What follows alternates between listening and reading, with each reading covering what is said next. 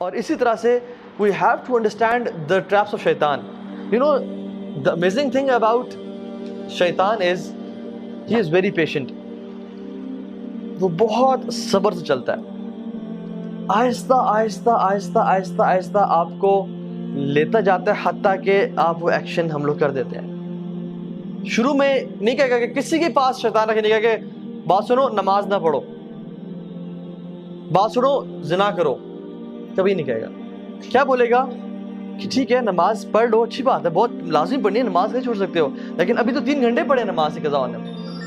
ابھی تو تم یہ گیم کھیل لو یا اس دوست سے فون میں بات کر لو, وہ جو تمہارا کام ہے پریزنٹیشن بنانی ہے وہ کر لو, بعد میں پڑھ لینا, ٹائم ہے ابھی.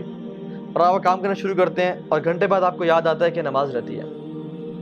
پھر آتا ہے کہ نماز پڑھو گے تم, چھوڑنے کا تو سوال نہیں پیدا ہوتا, لیکن پہلے یہ کام کر لو, پہلے اس دوست سے کال کر لو, یا پہلے یہ چیز کر لو, تمہارا ہوم ورک رہتا ہے یا تمہارا یہ پروجیکٹ رہتا ہے, اس پہ تھوڑا کام کر لو, اور آرام سے فری ہو کے دل کی تسلی کے ساتھ فوکس ہو کے نماز پڑھنا.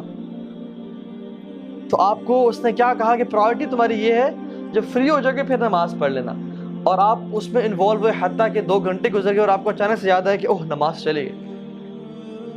اور پھر آتا ہے کہ آپ کیا قضا پڑھو گے تم, اور اب عصر کی نماز کا ٹائم ہو گیا ہے, تم نے فجر بھی چھوڑ دی, ظہر بھی چھوڑ دی, اب تم عصر کے سامنے اللہ کے سامنے کھڑے ہو گئے, اب کل سے 5 وقت کی نماز پڑھنی ہے.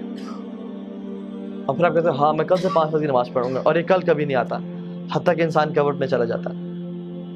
یہ میں اپنا پرسنل ایکسپیرینس بتا رہا ہوں آپ کو. میں جب یونیورسٹی میں تھا, when I was not practicing, یہ تو میرا حلیہ بالکل بھی نہیں تھا اور ہم لوگ برائی میں تھے, تو میں اس چیز کو سمجھتا تھا کہ نماز بڑی امپورٹنٹ ہے. لیکن ہوتا کیا تھا کہ چلو ابھی ٹائم ہے, پڑھ لیتے ہیں پڑھتے ہیں, اور کرتے کرتے 1 نماز چھوٹی, 2 چھوٹی, اب کل سے پوری پڑھیں گے, باقی بھی چھوڑ دی ساری. اور کل اگلے دن صبح اٹھے ہی 8 بجے, وہ فجر گئی, اور جب فجر گئی تو پھر اب کل سے 5 وقت کی پڑھیں گے. تو دس از ہاؤ شیطان پلیز. اسی طرح سے زنا کے معاملے میں, فورنیکیشن کے معاملے, وہ نہیں کہے گا کہ چلو یہ عورت ہے اس کے ساتھ تم بدفعلی کرو, وہ کہے گا کہ شی از سو فرینڈلی, اور کتنا برا لگے گا کہ تم اتنے روڈ بن کے رہو اس کے سامنے, اور کسی کا دل دکھانا کوئی اچھی بات ہے, تو اسے حال چال تو پوچھو, صرف کام کی بات, یہ تو بدتمیزی ہے.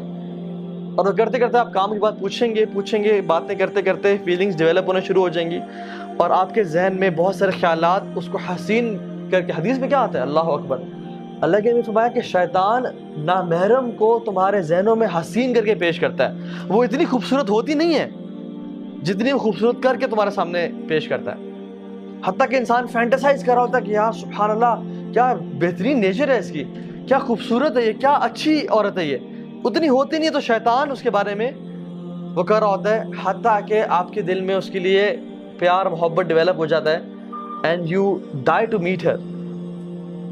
اور جب آپ میٹنگ کرنے جاتے ہیں تو آپ کو نہیں کہتے, تم نے تو یہ چیز ذہن میں نہیں ہوتی کہ تم نے اس کے ساتھ برا گناہ کرنا ہے, بس ہوتا ہے کہ we'll just meet, I'll just see her, I'll maybe propose her or something. لیکن what happens is ہمارے پاس کاؤنسلنگ میں لڑکے آتے ہیں اور کہتے ہیں کہ ہاں بھائی ہمارا ارادہ بھی نہیں تھا, لیکن حالات ایسے بنتے چلے گئے کہ ہم سے یہ گناہ ہو گیا, اور اب کیا کریں, کیا اللہ معاف کرے گا؟ اور پھر آتا ہے اور کہتا ہے کہ اب تم نے اتنا بڑا گناہ کر لیا, اب تم اسے چھوڑ دو گے, یا تمہیں اللہ تعالیٰ معافی نہیں کرے گا, تم کس طرح رب کے سامنے معافی مانگو گے, تم نے تو یہ پرومس کیا تھا کہ میں یہ گناہ نہیں کروں گا. تو اللہ سے بھی نا امید کرتا ہے. آدم علیہ السلام سے اس نے یہ گناہ کروایا نا, لیکن توبہ کروانا, کیونکہ فرسٹ ایکسپیرینس تھا اس کا آدم کے ساتھ علیہ السلام, توبہ کروانا جو ہے نا اسے نا امید نہیں کر سکا. آدم علیہ السلام نے کیا کیا, ربنا ظلمنا انفسنا وان لم تغفر لنا وترحمنا لنکونن من الخاسرین. تو اس نے ارادہ کیا کہ آج کے بعد میں ان کو گناہ بھی کرواؤں گا اور کہوں گا کہ تم اس منہ سے توبہ کرو گے, 100 چوہے کھا کے بلی حج کو چلی. یہ جو باتیں ہیں نا کہ اللہ سے نا امید کر دینا, this is how شیطان plays. تو we have to understand کہ ہم نے شیطان کو ٹیکل کہاں پہ کرنا ہے. The first thought comes to our mind, اس کو وہیں پہ روکنا ہے.